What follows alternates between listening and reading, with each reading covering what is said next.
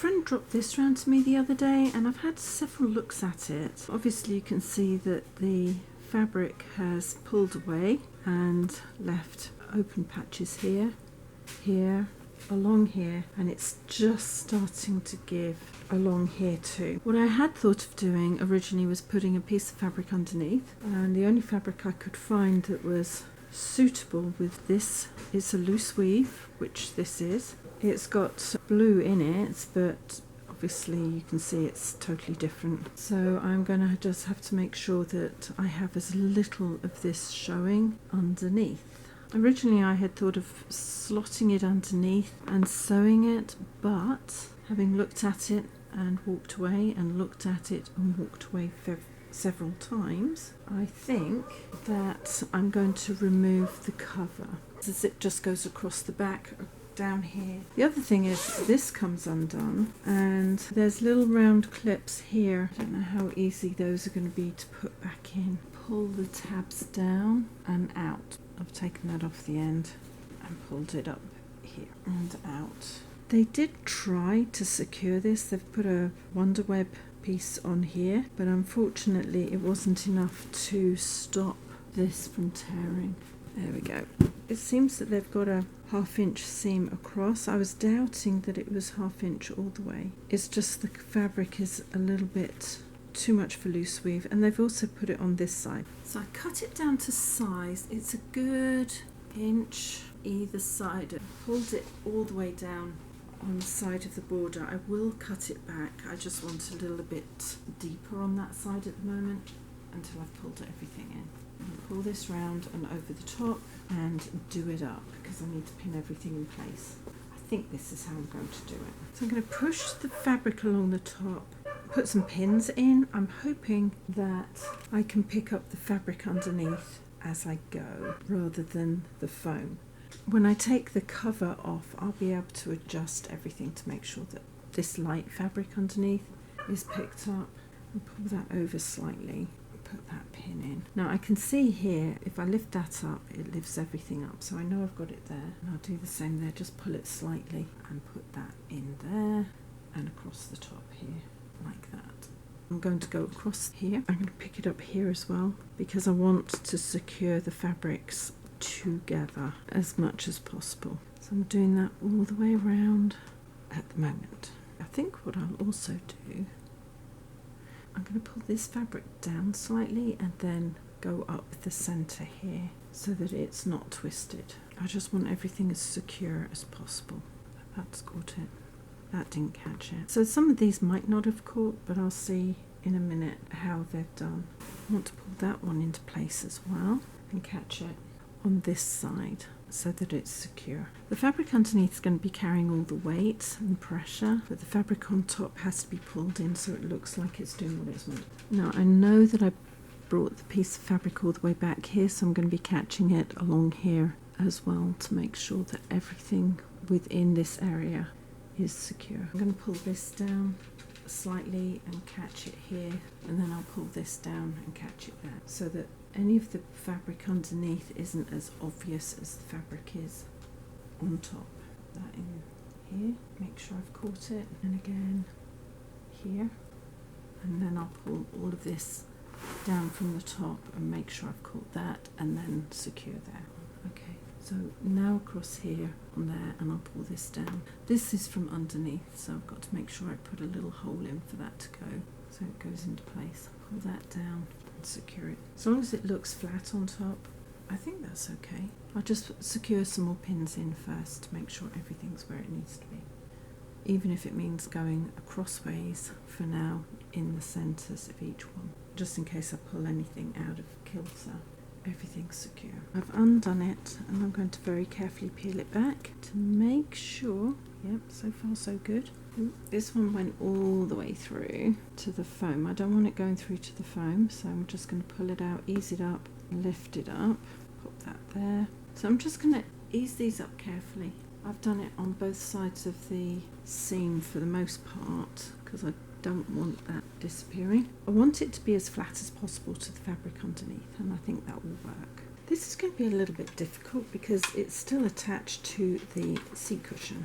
lift the needle up high and feed all of that underneath. It's going to take a little minute to get everything where I need it, I think. I've got the underside flat and I'm going to take it as close as I can to where everything dips down. So I'm going to take it to about 1 inch from the top of the seam. So where everything crosses here, I'm going to take it to about 1 inch either side.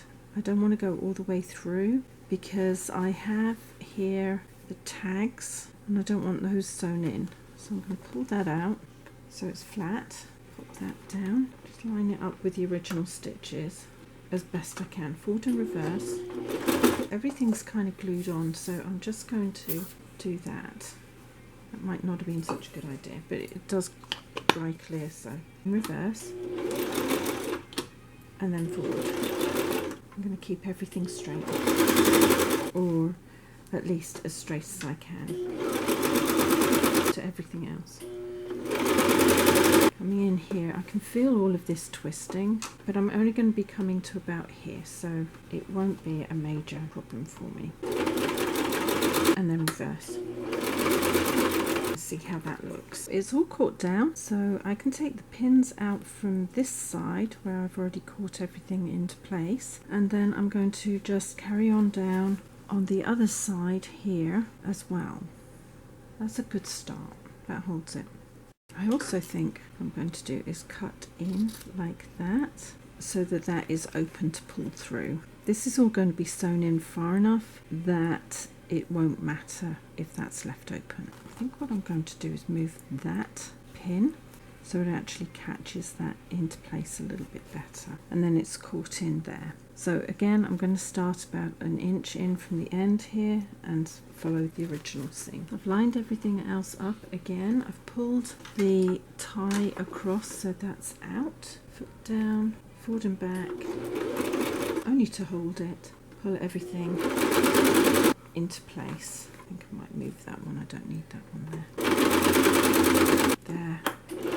Reverse. So I'm going to try to do the middle piece and pull that away so I don't cut anything I shouldn't, only because I want that to come through.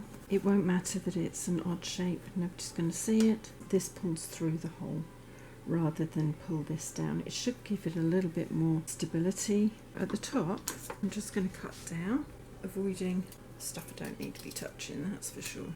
And then that's caught somewhere. There we go. Comes through here. I'm going to stitch down the next one. I think I can still do that with this sewing machine where it is. I've managed to go that way on 2 of them, and I'm going to go down at right angles.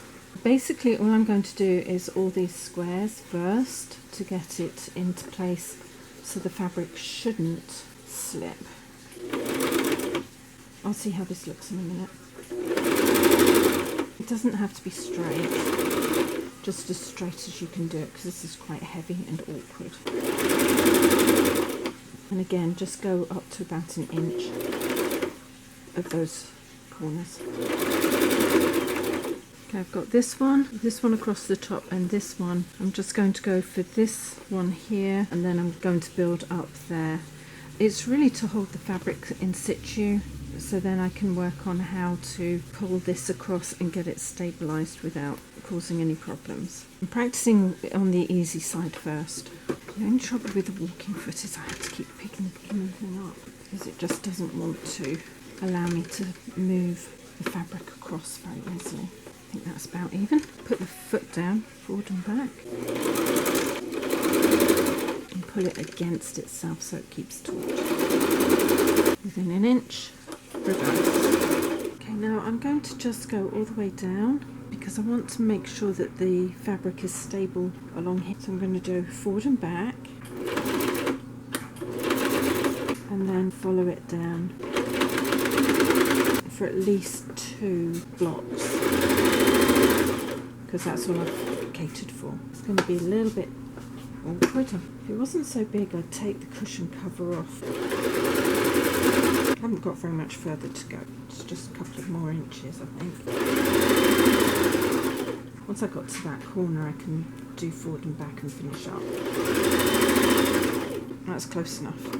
I've just lined this up, making sure that the fabrics are flat on each other. and I'm going to sew in a straight line. So all I'm going to do in order to do that is pull away from the foot as I'm sewing across. I will, however, do forward and back first, just a couple of stitches. I think everything is where it needs to be. This is a little bit difficult because I can't push the fabric over the back, I have to pull it up over the foam. So I have to readjust every time I've sewn a section. I'm trying to pull the frayed side back towards the original seam. This is my first row, and I'll take that to about 1 inch in from the seam here. Backwards and forwards for a couple of stitches. Cut my threads back. I'm not removing it totally because I need to keep it under there. I can take that one out now. I'm going to pull it back, and I'm going to come down again a little bit closer. Before I do that, I'm going to cut some of this out. Only the straggly ones here. I don't want to pull too much out because some are attached. Now this is the fabric that was underneath. It's sticky, so I'm going to cut that right the way back towards the seam so that it doesn't interfere with the overall look. And I'm going to go up behind here a little ways. I should have cut it out before I started putting it all together, but never mind. Sometimes you don't think of these things until after you've started a project. And I'm going to cut it from here all the way out as well. It's horrible and sticky, which might be why I'm having a little bit of trouble with the needle going through the fabric. There we go. Foot down, forward and back again, and I'm going to go next to the row of stitching that I've already put in. I can't really see it, I'm just having to guess it. There we go, forward, back, and all the way across to the other side. Reverse. And again, cut the threads. I'm going to go back up. This time I'm going to come down on this side. I will push those threads underneath as best I can, the ones that I can get under there, because I don't want those showing. I also don't want to cut them off. If I cut them off, then they'll carry on fraying, but if I leave them there, they should hold a little bit. So I'm going to just roll those under there for now, all the way down. Doesn't look particularly brilliant, but it will smooth out. I am going to put a zigzag on. Now this zigzag stitches all the way across, so it looks like threads. I'm going to go back up here, pull this so it's in line, reverse, and forward. I will just like this one, it just comes out in one whole line. I'm going to catch this side into place as I go down. It's a slow process because it does have to weave backwards and forwards. Having said that, it does keep everything in line. Just carry on all the way down. Once I get to here, I might have to cut some more of those to push behind here. Maybe not.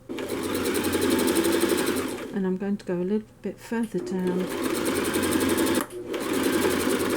And again, cut my threads. I'm also going to come down on this side where it folds over because I don't want that to be open. That will catch on people. So using the same stitch, I'm going to take that into position to reverse. Cut my threads. I'm going to go all the way back down but through the centre because there's a few threads here that need to be picked up as well. Start back here, put the foot down and then down the centre, just in case there's anything else that needs to be held. And I'll catch those threads here because I don't want them pulling or going anywhere. So I think I might just follow that into here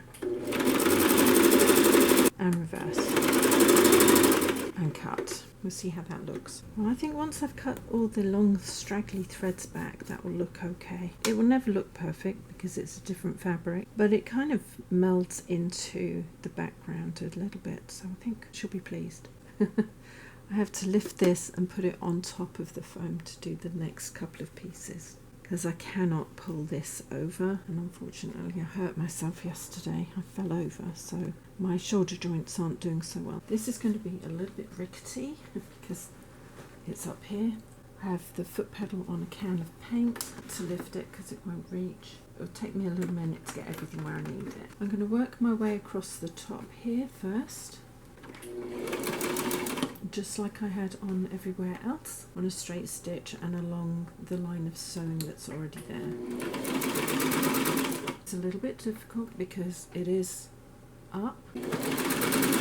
The nice thing about a domestic machine is you can lift it up and you can move it where you need it. Reverse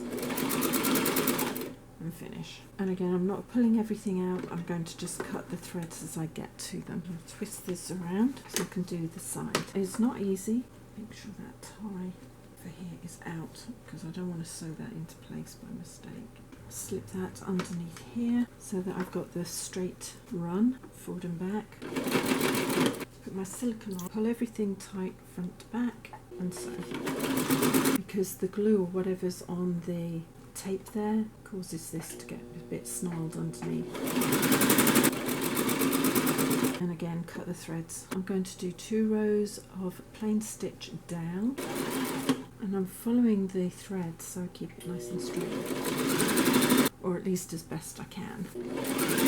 Put the next row a little bit closer, and then I'll do the zigzags. I'm going to go on the outside of the tear first, pushing all of those threads underneath to hold them in place. Unfortunately, it goes all the way down to the join. I might not be able to get that far, but I'll certainly go down as far as I can. So that down there, and start sewing with the zigzag, foot down. I'm not pulling the fabric through, I'm just guiding it through. It's really so that you can lock these threads in. Try to work that in so it looks smoother. And I'll come right into here. I can only go as far as it will let me. About ½ inch, and then reverse. I'm going to have to come down here to make sure that seam is held in place. I think I'll go all the way to the bottom and then I'll come across those threads just to hold them so they don't unravel. And reverse. It's not going to look very pretty, but it's certainly going to look better than she brought this to me in. Now these are a little bit awkward to pull through, which is why I didn't want to do all of them. I just hoop that on there so that I can push it up. Not only that, it just means that it's attached when I pull this through to the other side. Now I'm going to take this end and I'm going to push it through as far as I can up into that hole. Now I actually have one of these somewhere with a proper hook on, which works. Just have to be a little bit more careful with it. Hook that on. I keep pulling bits of that up, which doesn't exactly help. Pull that through like that. Put that through there like that, so it's secure. Pull it all the way down to the other end. You're almost through to the other side. I know. Rehook this over the T, the bottom, and then it'll pull all the way through this hole because I can guide it through. Once everything's secured, I can just zip up the side and finish up. Thank you for joining me on this project. I think that the fabric I put on underneath has worked quite nicely. It is obvious that there's something there, but it's not that obvious how big the damage was compared to how this cushion arrived to me. So I'm thinking that she's going to be really delighted with this.